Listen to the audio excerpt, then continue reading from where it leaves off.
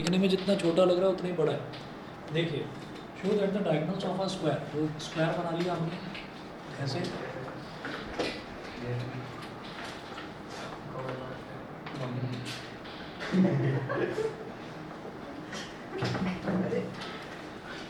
तो जो स्क्वायर है, स्क्वायर का क्या होता है ना कि स्क्वायर की सारी साइड्स इक्वल होती हैं, सारे एंगल जो है वो 90 डिग्री के होते हैं। यस। तो यहाँ नोट कीजिएगा, late ABCD be a square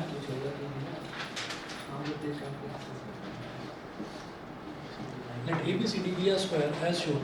अब मुझे यहाँ पर प्रूव क्या करना है कि diagonals of a square are equal and bisect each other at right angles। तो स्क्वायर के जो डायगोनल्स हैं, पहली चीज़ तो उनको इक्वल प्रूव करना है। तो आपने क्या करा, एक डायगोनल तो ये हो गया AC और एक डायगोनल ये हो गया BD, और ये बाइसेक्ट कहाँ पर कर रहे हैं, ये बीच में एक पॉइंट हमने ले लिया O। तो हमको सबसे इसमें प्रूव क्या क्या करना है, नोट करिएगा, to prove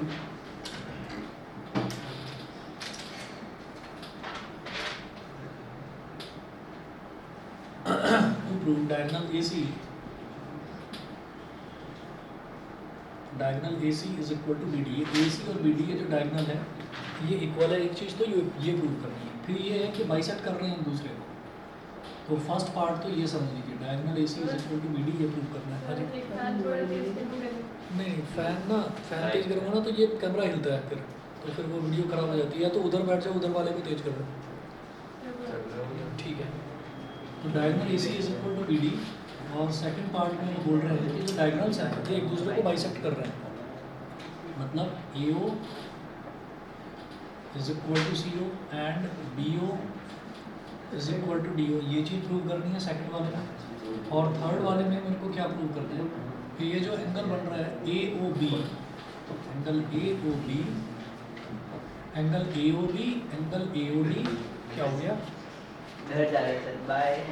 AOB is equal to angle AOD is equal to, अरे फिर तुम साथ में बैठ के बातें करोगे तो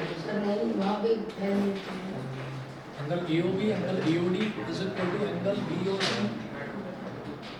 is equal to angle COD। ये सारे एंगल्स इक्वल हो जाएंगे, किसके इक्वल होंगे, 90 डिग्री के इक्वल होंगे, ठीक है। ये सब कुछ हमको प्रूव करना है। और दे क्या रखा है, सिर्फ इतना दे रखा है कि ABCD एक स्क्वायर है, सिर्फ इतना दे रखा है।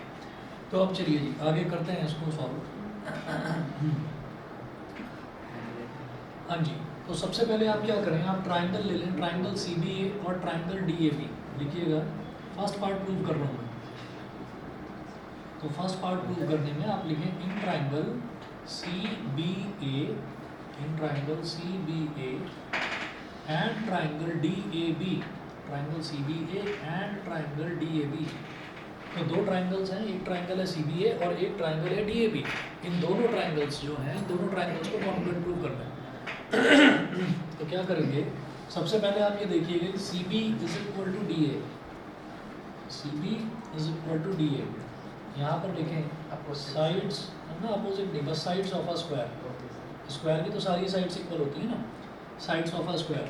उसके बाद हम ये कहेंगे कि ये जो एंगल है, एंगल CBA और एंगल DAB, ये लिखिएगा, angle CBA is equal to angle DAB is equal to 90 degree. तो स्क्वायर के सारे एंगल इक्वल होते हैं, 90 डिग्री के इक्वल होते हैं, तो इज इक्वल टू 90 डिग्री हो गया।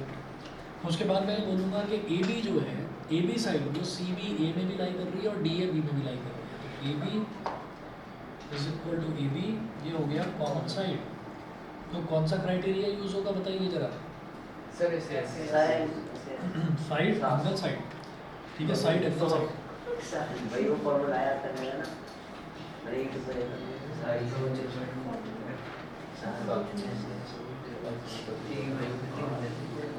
तो यहाँ पर नोट कीजिएगा by SAS congruence criteria,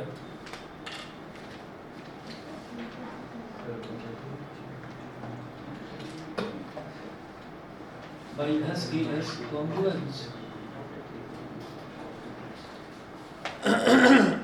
by SAS congruence criteria,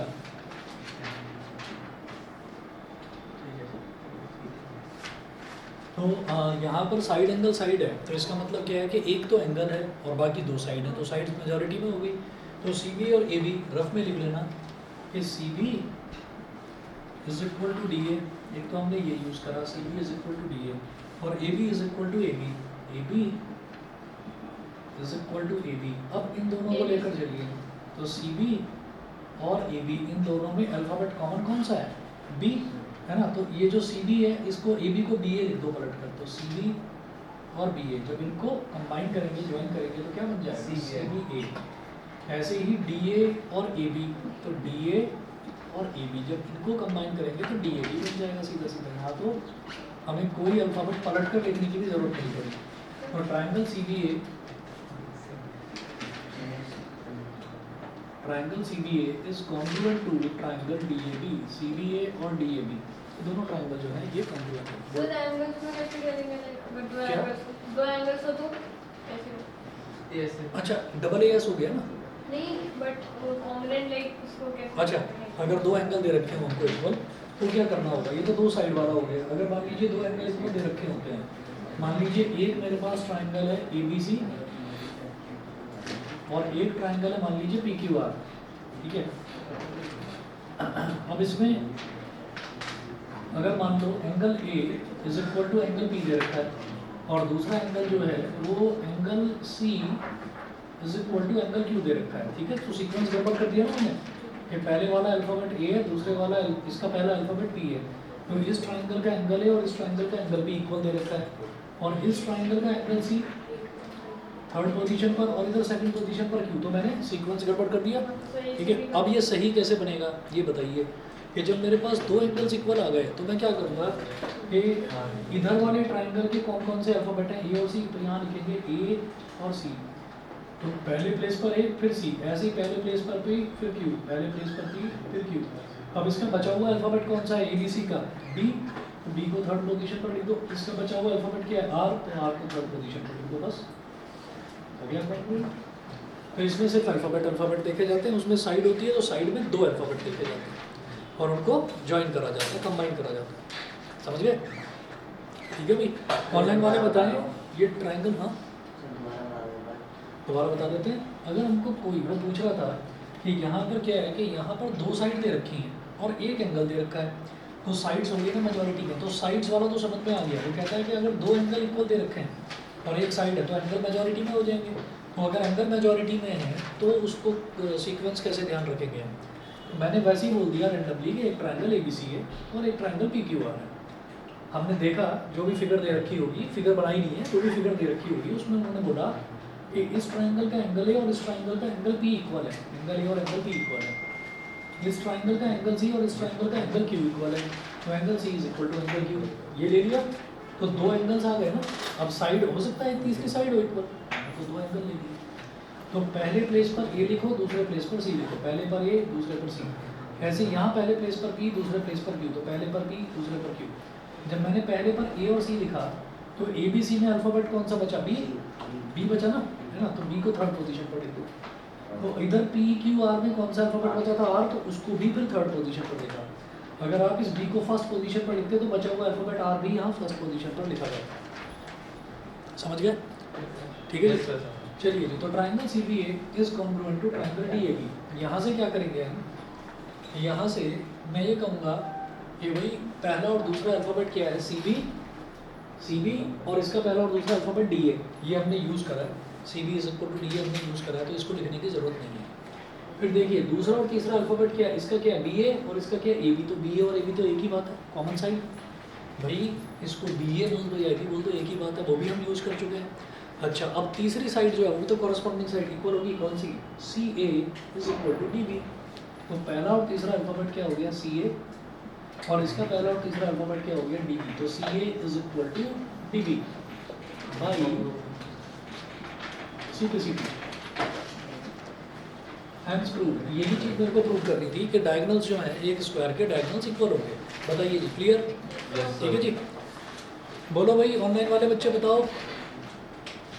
आहान, श्वेता, अवनी, परिधि।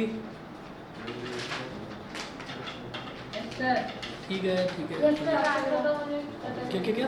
सर चैप्टर खत्म होने कितना टाइम है? टाइम 8 बजे तक। 8 बजे तक तो नहीं सर होगा। एक चैप्टर सर नहीं मतलब कितने दिन लगेंगे? अच्छा कितने दिन लगेंगे? हाँ आज तो नहीं हो पाएगा। सर ये सब हुआ है। तो ये सर्कस यस, दिवाली से पहले पहले कब है दीपावली की छुट्टी? कब है आपने बताया ही नहीं। सर सैटरडे 22 से सर जैसे हमारा सैटरडे को अब पीटीएम होगा और उसके बाद 22 से 26 सैटरडे को पीटीएम होगी। रिपीट हो अगला देखिएगा, इसका सेकंड पार्ट है। सेकंड पार्ट में क्या है, मुझे ये प्रूव करना है AO is equal to CO BO। अच्छा ये तो अच्छा ठीक है ना, तो CA is equal to BDA तो हो गया। अब AO is equal to CO और BO is equal to DO, ये प्रूव करना है। कैसे करें भाई इसको? सर अपोजिट ट्राइंगल्स ले लें। ये और ये ले लूँ। हाँ सर मतलब Yes, sir. अपोजिट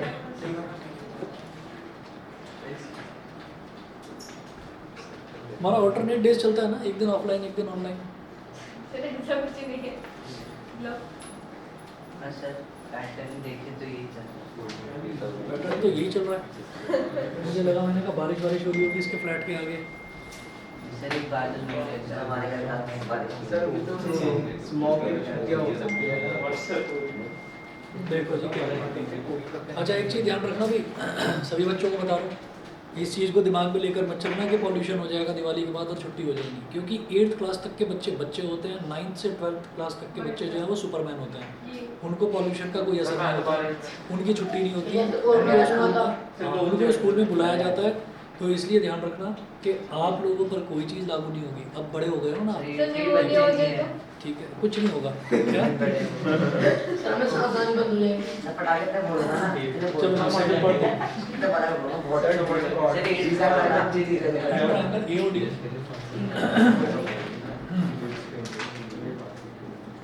बहुत छोटे triangle AOD and triangle BOC। AOD और BOC ट्रायंगल ले लीजिए। अब क्या है कि स्क्वायर दे रखा है, तो भाई स्क्वायर की भी तो अपोजिट साइड्स पैरेलल होगी, स्क्वायर की भी तो अपोजिट साइड्स पैरेलल होगी। Yes, sir. तो क्या करेंगे, आप यहाँ पर देखेंगे दो ट्रायंगल है, तो यहाँ पर मैं ये कहूँगा कि ये वाला जो एंगल है वो इस वाले एंगल के इक्वल हो जाएगा, होगा कि नहीं बताओ? Automatic clear angle. तो लिखो, हमने इधर AOD लिखा, तो इसको क्या बोलेंगे, एंगल ODA, एंगल ODA, ठीक है, angle ODA, angle ODA is equal to angle OBC, angle OBC, angle ODA is equal to angle OBC। यहाँ पर क्या लिखेंगे कि alternate interior angles,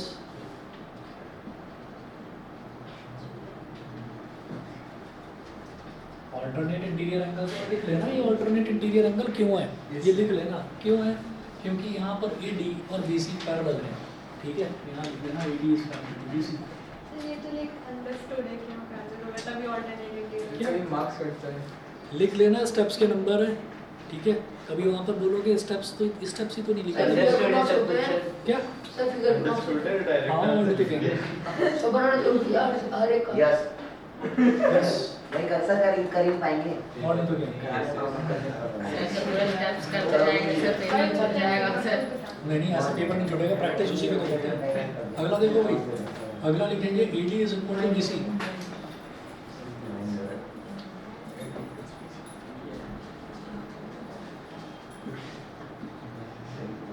sides of x square. AD is equal to BC sides of a square, ठीक है। इसके बाद क्या करेंगे, अब अगला एंगल देख लीजिए। मैं ये कहूँगा कि ये वाला जो एंगल है, ये वाला इस वाले के इक्वल हो जाएगा। Angle OAB is equal to OCB। Sir vertical opposite angles ले लेते हैं। बताओ क्यों ये angle OAD sorry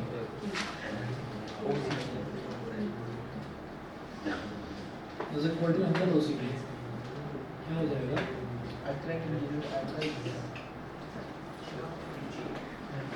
interior angles. अच्छा ऑल्टरनेट इंटीरियर एंगल्स तो दो पैरेलल साइड्स के बीच में आते हैं ना, सर तो यहाँ पर पैरेलल साइड्स कौन सी ले रहे हैं बताओ?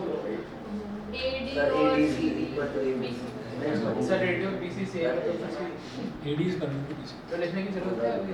लिख लो, सबके स्टेप्स मिलते हैं वैसे सही तो ऊपर में लिखा था कितना नहीं पड़ता है? दोबारा लिख लो, क्या हो गया? लिखने में बड़े हाथों में दर्द हो रहा है। हमारा क्या सर, एक तो- गिवन में ही हम सारा लिख देते कि भाई ये आपका सर स्क्वायर है एक तो सारा ये इसमें चैप्टर में आता है। 2 सेकंड में ऐसे सॉल्व हो जाएगा बट इतना लिखना पड़ता है। तो आगे चलूँ मैं? हाँ चलिए, तो अब आप ये देखिएगा कि क्या यूज़ करा मैंने इस ट्रायंगल की बात करूँ, मैंने सुन लो इधर की बात में क्या यूज़ करा, ये वाला एंगल और बीच की साइड, एंगल साइड एंगल। आशा अच्छा जैसे सास बोल रहे हो वैसे इसको ये आशा हो गया। नहीं अच्छा सर मुझको ना आशा किसका सर जो अच्छा क्वेश्चन था कि वर्टिकली अपोजिट डायरेक्शन में क्यों यूज किया ऐसे ही नहीं करा, कर सकते थे उसको भी। वही जो तुम कह रहे थे वर्टिकली करा जा सकता था वो भी उससे। तो ये अच्छी ऐसे सब एंगल लेंगे दोनों। ऐसे आशा करने का मन था। सर इससे अच्छा बस रीजन में वर्टिकल अपोजिट एंगल ले लेते, इतना बड़ा रीजन ले लेना पड़ता। बट पहले बता देता सब दो ये एंगल लेंगे। सर सब कुछ लेट बता दीजिए। बोल रहे हो वर्टिकली सर तो जानबूझ के बताता है लेट ऐसा। इस बार मैंने पहले बताया था। इसको तो बता दिया था। चलिए जी आगे चलिए। ASA कॉन्फ्लुएंस क्राइटेरिया, आप जरा ध्यान से सुनो। यहाँ पर ASA का मतलब क्या है कि हम दो एंगल यूज़ कर रहे हैं, दो एंगल यूज़ कर रहे हैं तो क्राइटेरिया क्या बनेगा, एंगल साइड एंगल, और मेजॉरिटी में एंगल हो गए तो इस ट्राइंगल का एंगल D, इस ट्राइंगल का एंगल B, तो यहाँ पर लिखो D और यहाँ पर लिखो B। इसी तरीके से इस ट्राइंगल का एंगल A, इस ट्राइंगल का एंगल C, तो इधर सेकंड पोजीशन पर लिख लो A और इधर भी सेकंड पोजीशन पर लिख लो C। अब DA हमने लिख दिया तो A और D में D और A ले लिया। अब एक अल्फ़ाबेट बचा O, उसको थर्ड पोजीशन पर लिख दो। और इसमें भी हमने क्या लिखा, BC लिखा, एक अल्फ़ाबेट बचा O, तो इसको भी थर्ड पोजीशन पर लिखा। तो triangle DAO is congruent to triangle PCO। ठीक है, triangle DAO is congruent to triangle sir recording से नहीं ना BCO। दोबारा सुन लो, हमने ये कहा है कि इस वाले ट्राइंगल का एंगल D और इस वाले ट्राइंगल का एंगल B, ये दोनों इक्वल हैं, तो इधर लिखो D और इधर लिखो B। ठीक है, हो गया।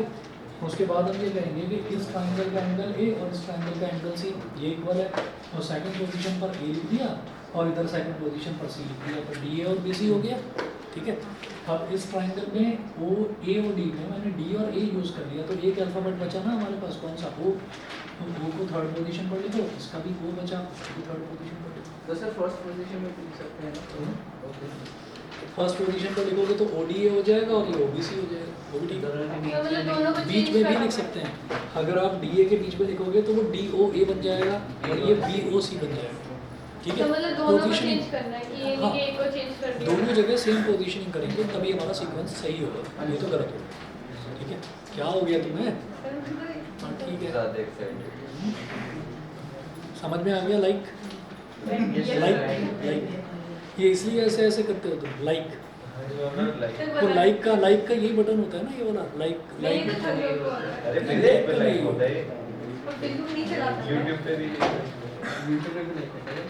चलिए, triangle DAO is congruent to triangle BCO। जो चैनल पर जो वीडियोस में डालता हूँ ना, तो उसमें जो 9th क्लास की वीडियो डालता हूँ तो उसके नेक्स्ट डे जो है तुरंत एक लाइक जरूर आता है उस पर, एक बच्चा कोई लाइक करता है।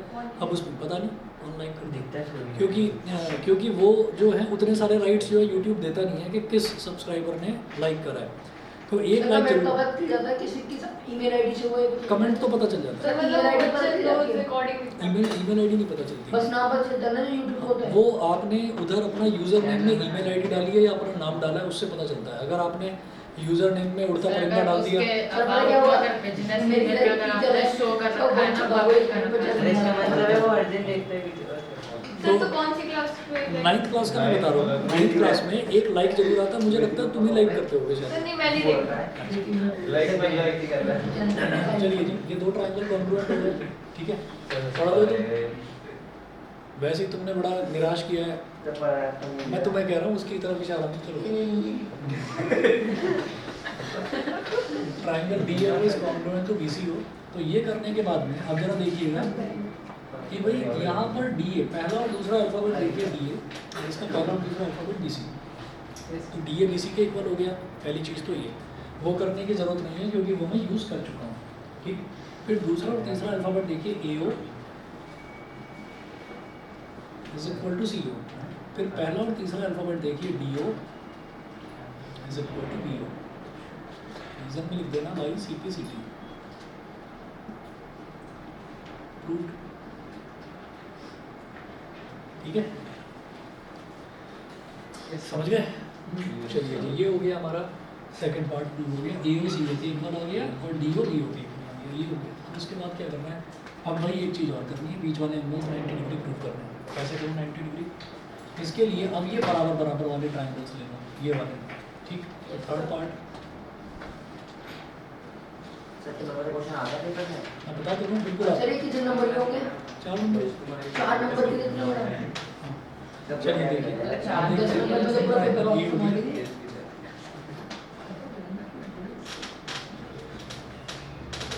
Triangle AOD and triangle AOB। Triangle AOD में और ट्राइंगल AOB में अब इनमें कॉन्ग्रुएंसी प्रूव करनी है, कैसे करेंगे? सर वो एंगल्स को इक्वल Sir, कर वो है देंगे तो हम common तो कर लीनियर देंगे। पेयर से x + x = 180 डिग्री हो जाएगा, तो फिर x = 90 हो जाएगा और फिर वो ही जाएगा। देखिए AO is equal to AO। Sir common है।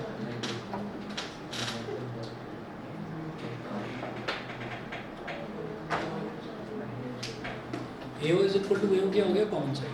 उसके बाद हम ये कहेंगे OD is equal to OB। यहाँ लिखना proved in part second.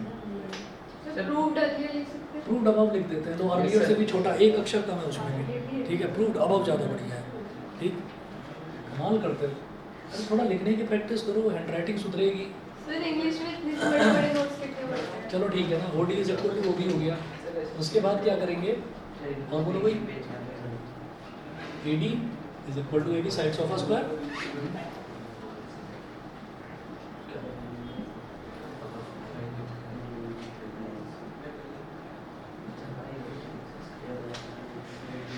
Sir exercise. AD is equal to AB sides of a square. तो by triple S congruence criteria, by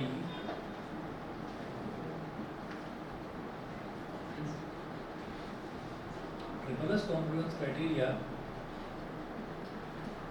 वही दो आप साइड्स ले लीजिए, मैंने ये वाला ले लिया।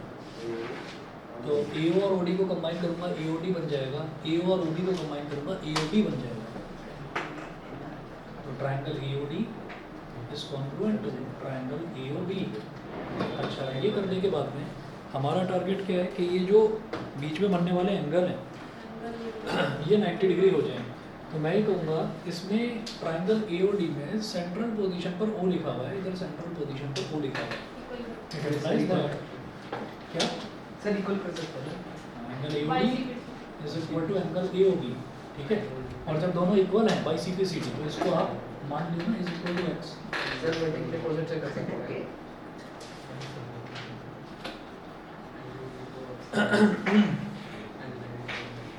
सर वेटिंग डिपॉजिट से कर सकते हैं। करेंगे, रुको तो सही अभी।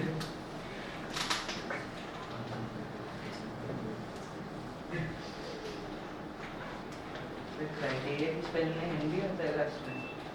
हाँ, एक्चुअली लिखा जाता है क्राइटेरियन, बोला जाता है criteria. So why is discrimination? क्यों? अभी बताऊंगा डिस्क्रिमिनेशन, अभी बताऊंगा।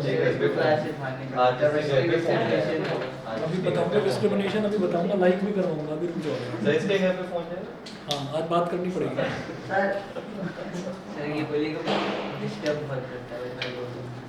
चलो जी, तो ये हमने इसको x मान लिया। तो आप जरा देखिएगा, ये जो AOD है, AOD ये वाला एंगल हो गया और AOB ये वाला एंगल हो गया। ठीक है, और ये दोनों इक्वल हैं, तो इसको भी x मान लिया, इसको भी x मान लिया। और AB क्या है, एक स्ट्रेट लाइन।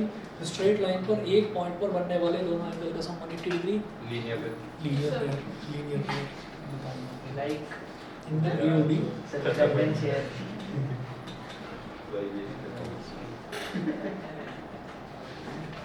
एंगल AOD हो गया x, एंगल AOB हो गया x 180 डिग्री। 2x is equal to, sir आपने रीजन नहीं लिखा कि वो लीनियर पेयर है। फिर से बाद में बताया लीनियर पेयर और सर आपने ये भी नहीं लिखा कि लेट AOB इक्वल्स x और लेट अरे वो तो ये कहाँ पर ये क्या है? ये क्या लाइक बताऊंगी भी सर वो कैलकुलेटर वो 4 पीछे आ गया भाई ट्रैक बोर्ड है स्टैंड कहते हैं इसको। एक्चुअली 90 डिग्री जब ये 90 डिग्री हो गया तो इसका मतलब देखिए अभी जरा हमारा एंगल AOB जो है ये 90 डिग्री है। अच्छा ये जो एंगल है ना एंगल AOB ये एंगल COD भी तो यही वर्टिकली है अपोजिट है sir angle COD is equal to 90 degree. Similarly जो हमारा एंगल AOD है वो भी तो x है तो एंगल BOC भी वही होगा angle AOD is equal to 90 degree reason में लिख देना वर्टिकली अपोजिट है ये अपोजिट एंगल्स। वही फाइनली ये जो क्वेश्चन है हो गया ये क्वेश्चन पेपर में आने की संभावना बहुत ज़्यादा है। उसका पहला रीज़न ये है कि टीचर को बस एक लाइन टाइप करनी पड़ेगी, ठीक है, कोई फिगर नहीं बनानी, कुछ नहीं बनानी और आपको इतना सारा करना पड़ेगा, ठीक। तो समझ में आ गया भाई? ऑनलाइन वाले बच्चे बताएं। यस सर ओके चलिए जी अगला देखते हैं क्वेश्चन नंबर 5 में है show that in the diagonals. भाई पढ़ाई में दिमाग लगा तो सही में बता रहा हूँ, तुमने वैसे भी निराश करा है मेरे को, मैं दोबारा बोल रहा हूँ। क्या कहाँ ये अच्छे मार्क्स में ऐसे झूठ बोल रहे हैं।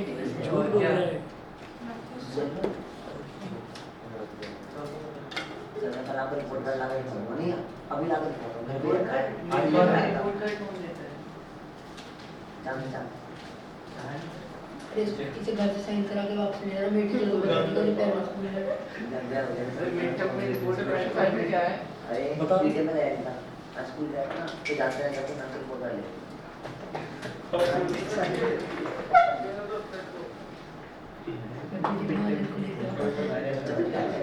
Report card Question number 5. Show that if the diagonals of a quadrilateral are equal, ये बोल रहे हैं कि वो ये quadrilateral है, उसके diagonals equal हैं and bisect each other at right angles, then it is a square. एक दूसरे को राइट एंगल पर बाइसेक्ट भी कर रहे हैं तो आप ये प्रूव करिए कि फिर वो एक स्क्वायर होगा। सर ये तो कन्वर्स है उसके इसका उल्टा हो गया। तो सर कोई दूसरा क्या नहीं अगर ये इसका कन्वर्स है तो क्या इतने लंबे मेथड से होगा? नहीं ना, इसका कोई और तरीका हो सकता है, छोटा मोटा शॉर्टकट तरीका हो सकता है ना, उसी से करता हूँ। रुको जरा,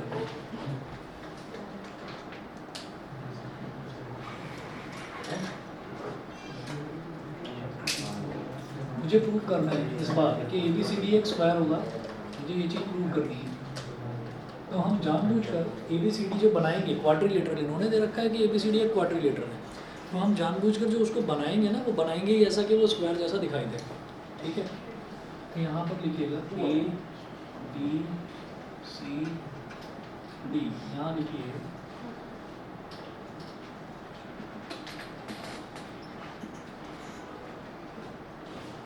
let ABCD be a quadrilateral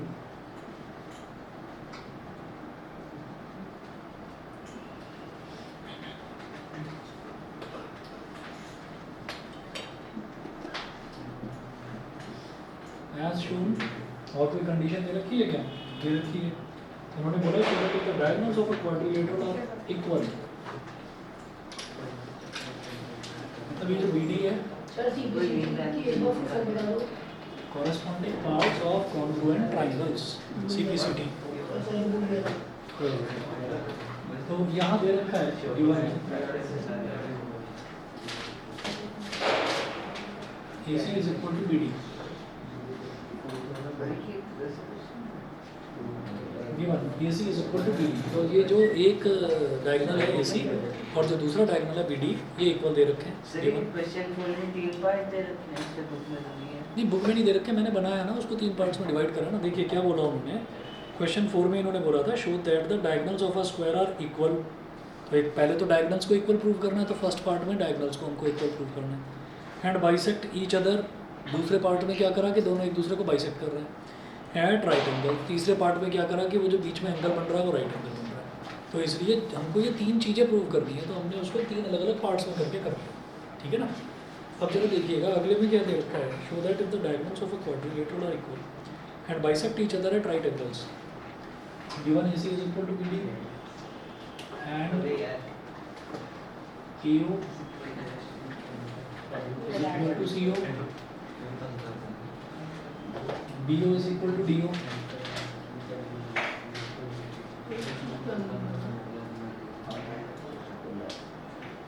sir 4 number के हिसाब से क्वेश्चन ज़्यादा बना दिए 2 पेज बन गए पूरे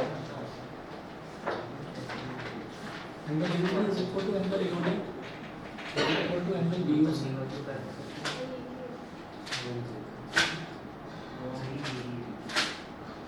Is equal to 90 डिग्री, ठीक है ना? 90 डिग्री के इक्वल ये सब कुछ दे रखा है। तो अब आप ये देखिएगा इसको कैसे प्रूव करेंगे। देखिए स्क्वायर प्रूव करने के लिए क्या होता है, पहली चीज़ तो ये कि चारों साइड्स को इक्वल प्रूव कर दो। अगर चारों साइड्स इक्वल प्रूव हो गई तो वो रोम्बस हो गया। रोम्बस की चारों साइड्स इक्वल होती हैं और फिर रोम्बस में एक एंगल 90 डिग्री प्रूव कर दो तो सारे एंगल 90 डिग्री। बस रोम्बस का अगर एक एंगल 90 डिग्री होगा तो that rhombus will be called a square. तो बट रोमस के लिए भी पहले पैरेललोग्राम प्रूव करना पड़ेगा। कोई जरूरत नहीं, चारों साइड्स इक्वल प्रूव करो ना, हो गया रोम्बस, ठीक है ना। अगर रोम्बस प्रूव हो गया तो उसके बाद मेरे को बस एक एंगल 90 डिग्री प्रूव करना है, हो जाएगा। तो देखिए कैसे करना है। टू प्रूव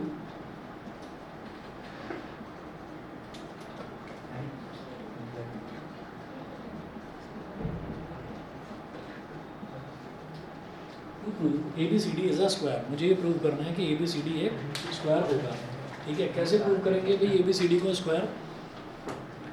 हम क्या करेंगे, हम ये कहेंगे कि AC is equal to BD दे रखा है, AC is equal to BD दे रखा है, तो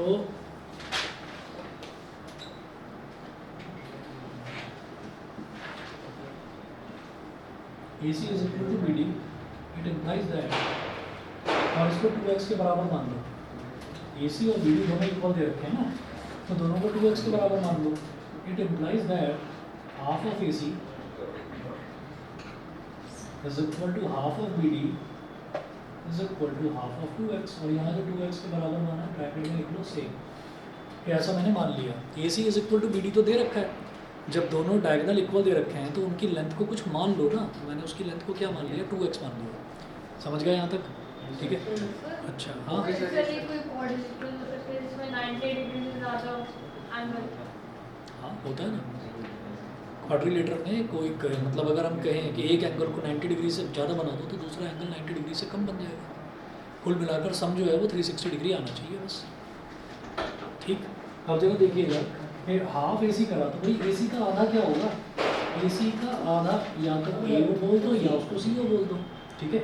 तो यहाँ क्या लिखेंगे, AO और CO, यहाँ लिख दो हाफ ऑफ AC में लिख दो AO और CO इज इक्वल टू, ऐसे BD का आधा तो BD का आधा या तो BO या फिर DO, BO और DO, और 2x का आधा क्या हो गया, 2 से 2 कट गया x। इसका मतलब AO CO BO DO इन सबकी लेंथ कितनी है, x x x x सब x के बराबर है। क्या सर वो AC को इसका BD का सॉल्यूशन में नहीं आना चाहिए, वो टू ना ना AC is equal to BD दे रखा है।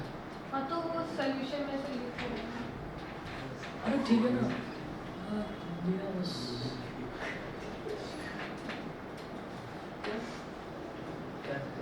ओके सर गट गट। अरे चलो जी, तो ये x हो गया, ये x हो गया। सारी इंटरेस्टिंग दी। अब इतना ठीक है। Yes sir. उसके अलावा जो बीच में बनने वाला एंगल है वो 90 डिग्री दे रखा है।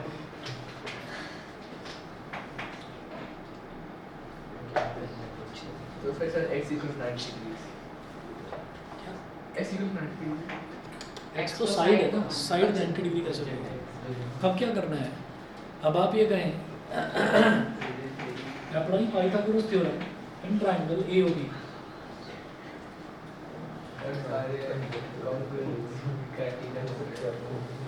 कुछ मत करो कॉन्ग्रुएंसी वगैरह, सीधा देखो आपको ट्रायंगल AOB में क्या करना है, पाइथागोरस थ्योरम लगा देना। समझ रहे हैं? ठीक है, लिखिएगा अप्लाई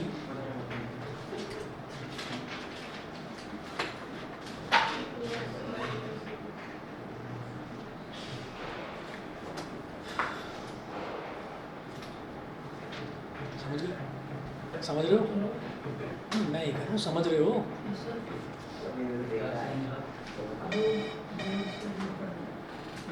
Apply Pythagoras theorem.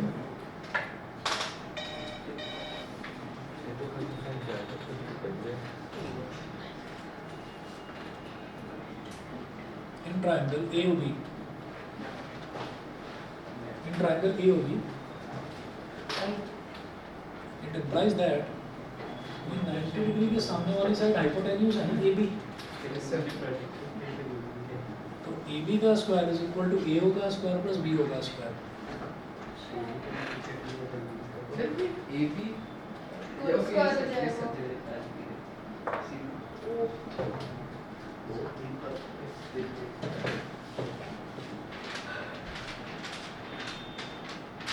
और जब AB स्क्वायर का स्क्वायर रूट लेंगे तो AB बचेगा रूट 2x रूट और 2x। x बार। Similarly, applying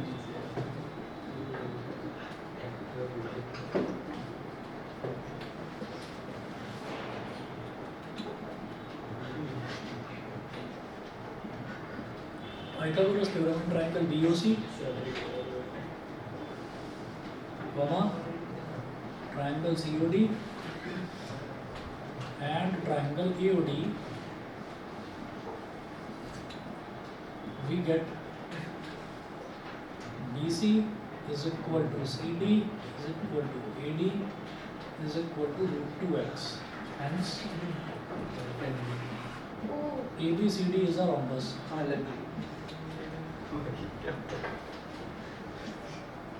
तो ये ये भी- तरीका है। वाह, नाइस। ठीक है, नया कुछ भी नहीं है। पहले ये बताओ, ये समझ में आ गया? ठीक है, तो आप ये देखो कि रूट 2x आ गया यहाँ पर, इधर लगाओगे तो भी रूट 2x, इसमें भी रूट 2x, इसमें भी रूट 2x। तो जब सभी की लेंथ इक्वल आ गई तो ये क्या कहलाएगा? रोम्बस। ठीक, क्या हो गया? अरे छोड़ो, उधर कंस्ट्रक्शन चल रहा है, आवाज़ें आती रहती हैं। तो ये ABCD क्या हो गया? ABCD तो रोम्बस हो गया। अब उसके बाद मैं चाहता हूँ कि रोम्बस का एक एंगल बस 90 डिग्री मूव हो जाए तो बात बन जाएगी। मैं गाना उससे कर सकती ड्रम बजा रहे। हाँ, ये तो डर लग रहा है।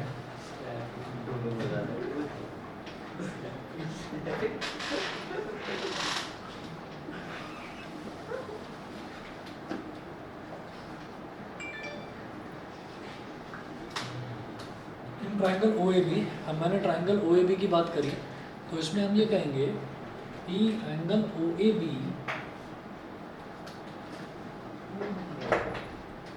is equal to angle OBA, angle OAB is equal to angle OBA is equal to angle OAB is equal to angle OBA। Reason में लिखिएगा because OA is equal to OB and angles opposite to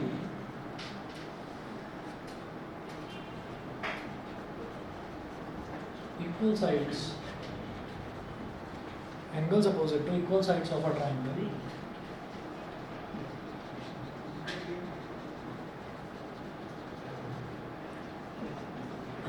angles opposite to equal sides of a triangle are equal। ठीक है, तो ये angle दोनों के दोनों equal हो गए, ये वाला और ये वाला एंगल इक्वल हो गए। ठीक है, और ये वाला एंगल 90 डिग्री हो गया।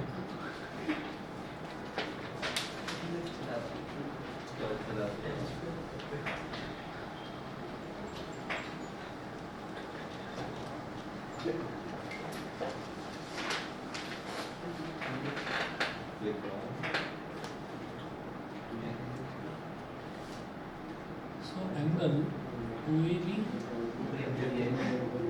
OAB plus angle OBA plus 90 degree, ये तीसरा एंगल तो 90 डिग्री है ही, ये वाला AOB तो 90 डिग्री है ही, और OAB और OBA ये दोनों के दोनों एंगल जो है ये इक्वल हैं। तो आप क्या करो, OAB को OAB ही रहने दो और OBA की जगह पर भी OAB ही लिख दो। 180 माइनस 90, अब OAB प्लस OAB क्या हो गया? Twice of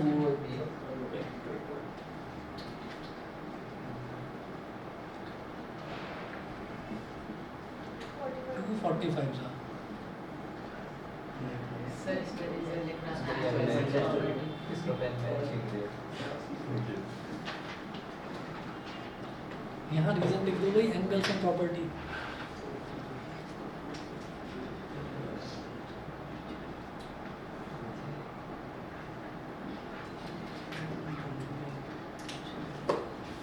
angles and property लिख देना यहाँ पर। उसके बाद देखिएगा ओ ए भी 45 डिग्री आ गया। Similarly in triangle OBC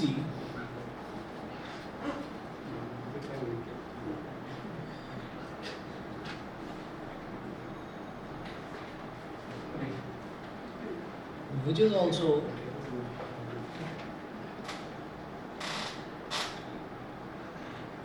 an isosceles right triangle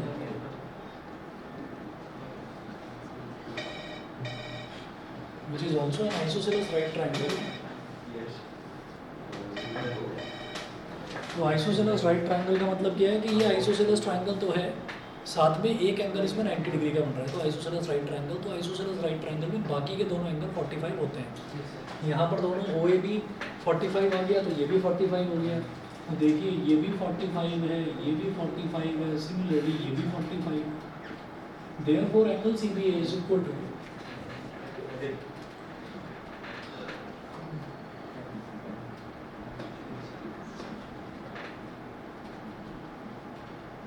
इतना बहुत है हमारे लिए। रोम्बस तो प्रूफ कर ही दिया था। रोम्बस का अगर एक एंगल भी 90 डिग्री आ जाता है then it is a square. तो since one angle of this rhombus is 90 degree, so ABCD is a square। Sir ठीक है, और ये हो गया प्रूफ। बोलो।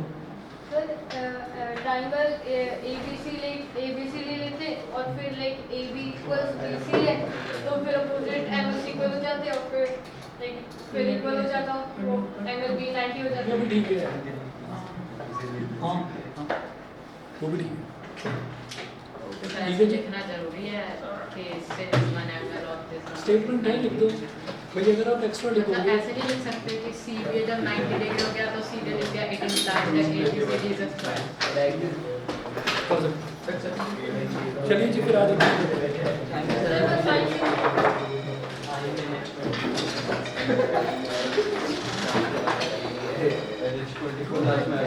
सर आप फोन करोगे?